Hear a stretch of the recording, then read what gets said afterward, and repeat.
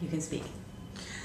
Okay, my name is Mashuda Khatun Shefali. I am the Executive Director of NUK.MP4. That its English meaning is Center for Women's Initiatives. We founded it in 1991, and so since then we have been working to establish gender equality and human rights in the development process.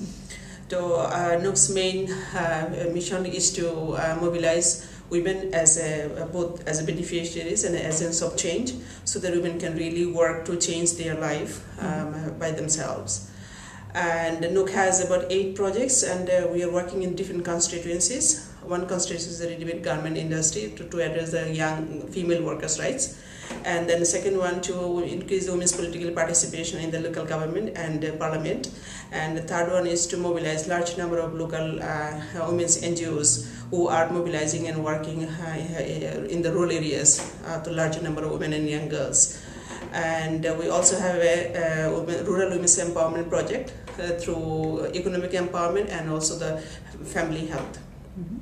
So Girls Power through karate training and the gender awareness is one of the NUK's core program, and we are operating since 1993. So the reasons we are working and targeting girls as one of the active beneficiaries and agents of change, because these age groups became extremely vulnerable and subject to many violence against women, especially the sexual harassments and trafficking, and any other kinds of intimidation during going to school, going to and from schools. So this is the biggest problems.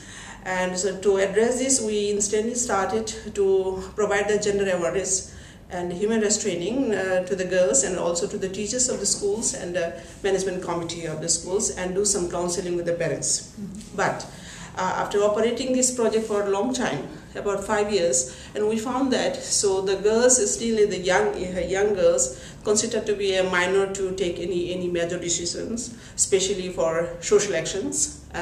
Then we found the girls needs to give more mental and physical confidence building and more self-esteem development. So that's why we incorporate the karate training along with the gender and human rights training and awareness building programs. The objective is to really make the girls mentally very strong. So once they have been go for the body warming up to participate in the different events of the karate, so that really helps the girls to become very physically feel confident. So otherwise they feel very vulnerable and dependent, and always they are worried whether if they face any sexual violence or kind of gender-based violence, they will not be able to really protect themselves.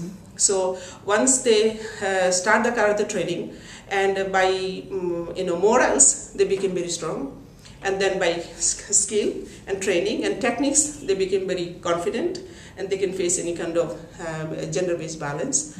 And most importantly, it spread it over in the locality that the girls are not anymore remain quiet, because now they are ready to really fight back, to resist any kind of gender-based and sexual and harassment, any kind of social violences to be posed on women. Great. And can you tell us what, so the karate training program is 3 months with gender training, and can you tell us what the teachers are saying and what the girls are saying about they're able to move back and forth from school without the sexual harassment for themselves and the others?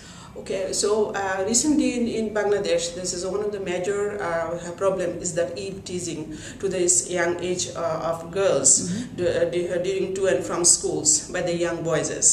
So that's why this karate training became very popular among the schools where we have been implemented. So one of the schools is a Chortiki Girls Pilot Girls High School in Kishorganj in Pakunde Upazila. So one of the teacher was giving the statement that so they before the karate training started for their schools girls, they used to accompany the girls the way back to home.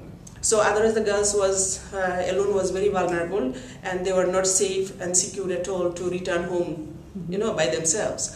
So now the teacher was saying that after the karate training, so they stopped doing it. They don't need anymore to girls to accompany up to their house. So now girls also testified that they also feel very confident. It doesn't require any person to accompany her, because they feel they are strong enough if anything happened on the way to home, so they will be able to handle by themselves.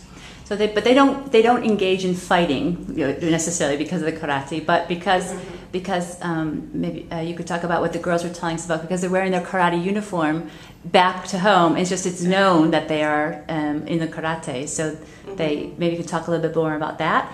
And they're able to stand up and speak. And maybe the girl yesterday that talked about what she said to a boy, come with the phone number and then on the street. And then maybe you can say something about the fact of is this an impact a lower level of incidents of sexual harassment?